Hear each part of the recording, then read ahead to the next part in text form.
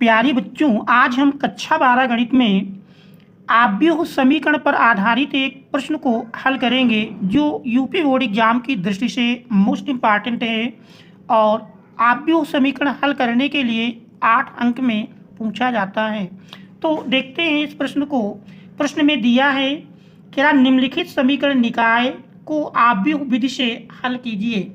देखिए 3 समीकरण दिए हैं और इन समीकरणों को हमको आव्यूह विधि से हल करना है।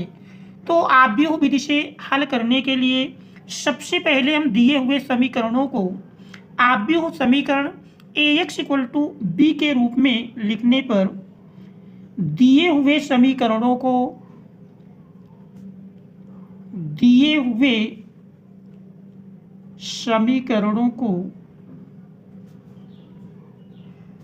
आव्यूह समीकरण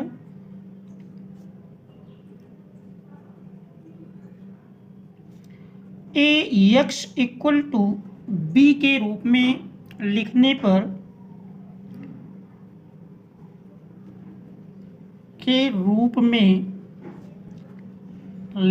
पर देख रहे हैं ax = b के रूप में लिखेंगे। a हमारा x y z के गुणांकों से निर्मित आव्यूह होगा, अर्थात देख रहे हैं a में हमारा जिसे पहले समीकरण में देख रहे हैं x y z के जो गुणांक हैं उनको लिखना है। तो देख रहे हैं x का गुणांक 3 है, 3 मिल जाएगा। y का गुणांक -2। फिर देख रहे हैं z का गुणांक 3 है। दूसरी पंक्ति में दूसरे समीकरण से x y z के गुणांकों को लिखेंगे तो 2 1 -1। तीसरे समीकरण में x y z के गुणांक देख रहे हैं 4 -3 2 इंटू चर x y z बराबर देख रहे हैं b हमारा अचर पदों से निर्मित आव्यूह होगा। तो देख रहे हैं 8 1 4। तो ये हमारा सबसे पहला कार्य होगा। दिए हुए समीकरणों को हम आव्यूह समीकरण ax = b के रूप में लिख लेंगे। अब इसके बाद इस प्राप्त आव्यूह a के सारणिक का मान ज्ञात करेंगे। तो इसके बाद हम मॉड a का मान निकालेंगे। तो देख रहे हैं मॉड a इक्वल टू मिल जाएगा। देख रहे हैं पहली पंक्ति में जो चिन्ह लेते हैं प्लस माइनस प्लस के अनुसार पहली पंक्ति को लेकर प्रसार कर लेंगे। तो देख रहे हैं यही मिल जाएगा 3 इंटू इसके संगत 1 और 2 का गुणनफल 2 माइनस, फिर इन दोनों का गुणनफल करेंगे माइनस माइनस का प्लस 3 1 3। फिर देख रहे हैं -2 माइनस माइनस प्लस बन जाएगा और इसके संगत देख रहे हैं 2 और 2 का गुणनफल 4 माइनस 4 और -1 का गुणनफल -4। देख रहे हैं माइनस माइनस प्लस बन जाएगा। फिर देख रहे हैं तीसरा अवयव प्लस के साथ 3 इंटू 2 और -3 का गुणा करेंगे -6 माइनस 4 और 1 का गुणनफल 4। अब इसको हम सरल कर लेंगे। देख रहे हैं सरल करने पर देखिए सरल करेंगे तो यही बराबर मिल जाएगा 2 -3 -1 का 3 से गुणा होगा। तो देख रहे हैं -3 4 + 4 8 8 दूनी 16। फिर देख रहे हैं -6 -4 मिलकर -6 4 10 में 3 से गुणा होगा -10 × 30।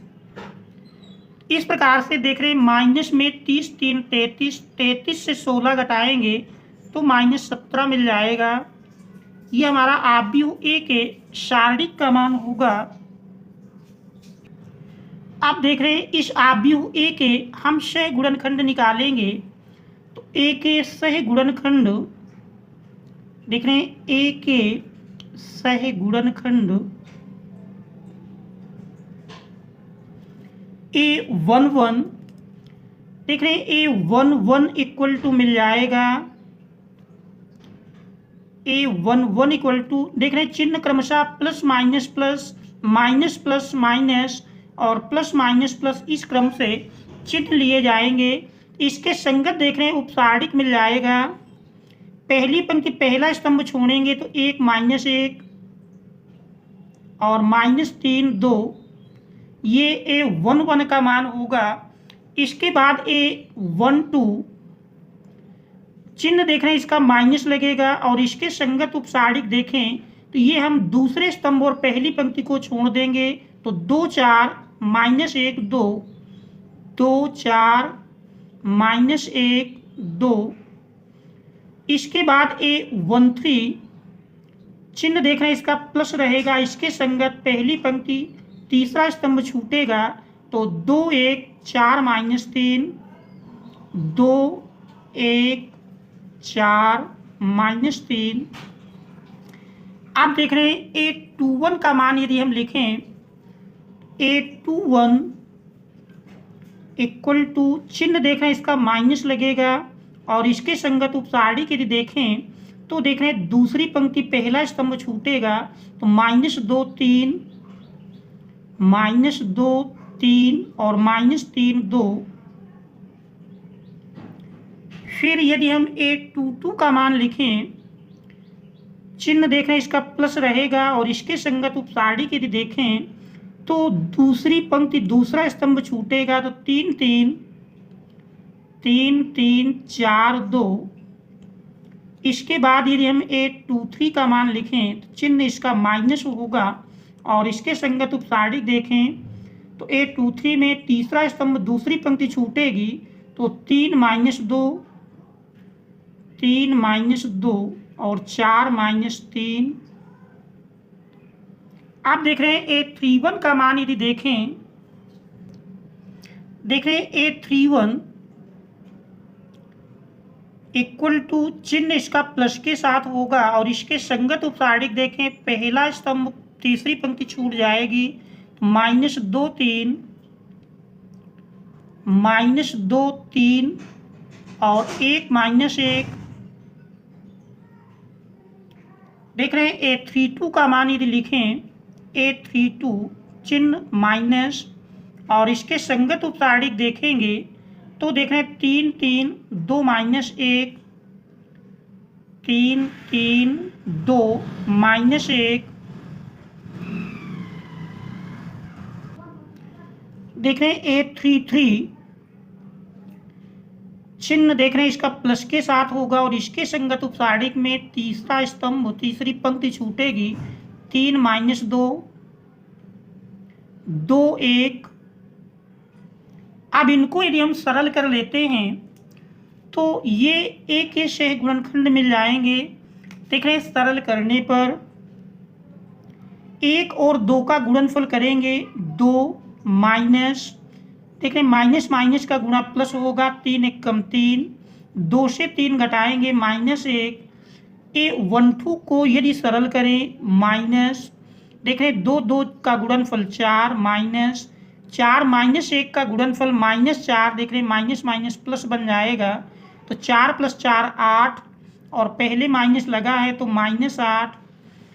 इसके बाद देख रहे हैं A13 का मान यदि लिखें 2 -3 का गुणा -6 -4 1 कम 4 -6 -4 मिलकर -10।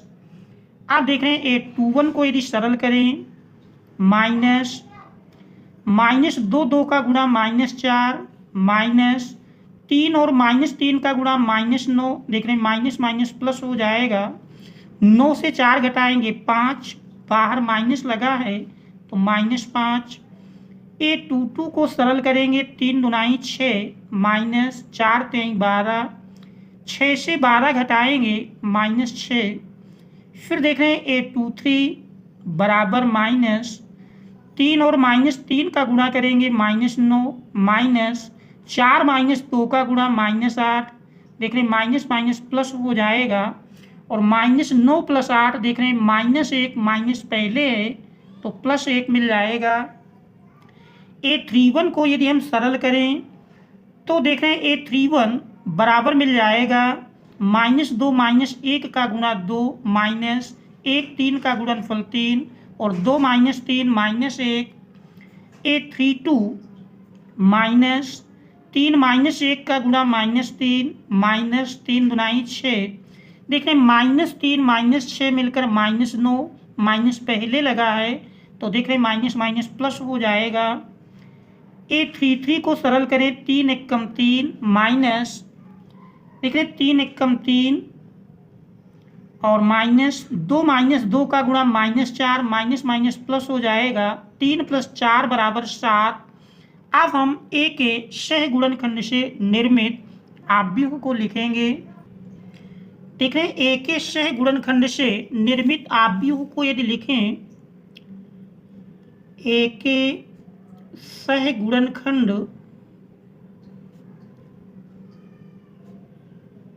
सहगुणनखंड से निर्मित आव्यूह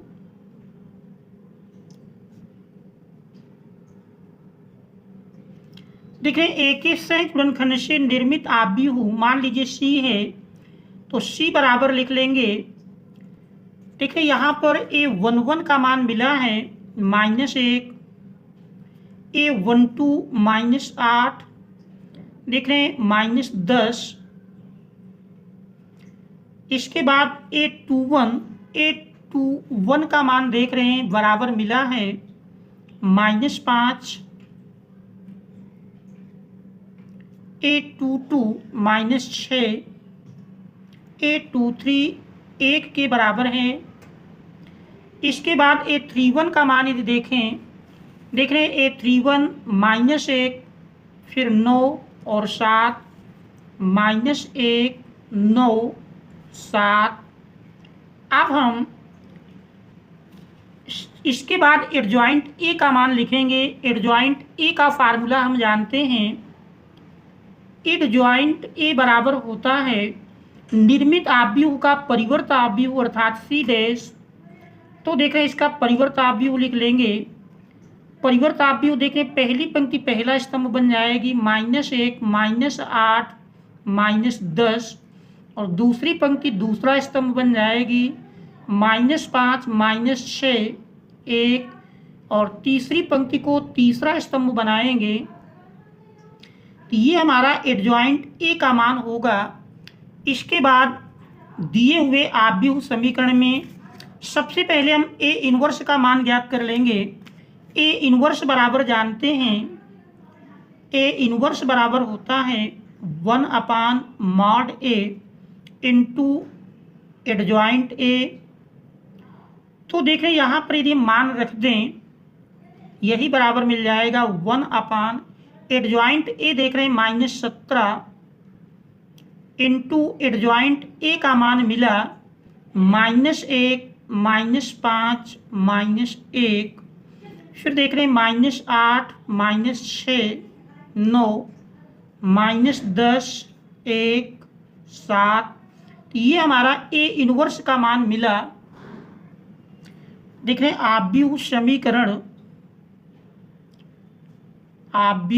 समीकरण ए x बराबर b से यदि हम x बराबर लिखें तो देखें x बराबर a पक्षांतर करेंगे इनवर्स के रूप में जाएगा a इनवर्स b। अब यदि हम इन मानों को रख लें तो देख रहे हैं इन मानों को रखने पर x देख रहे हैं x हमारा है xyz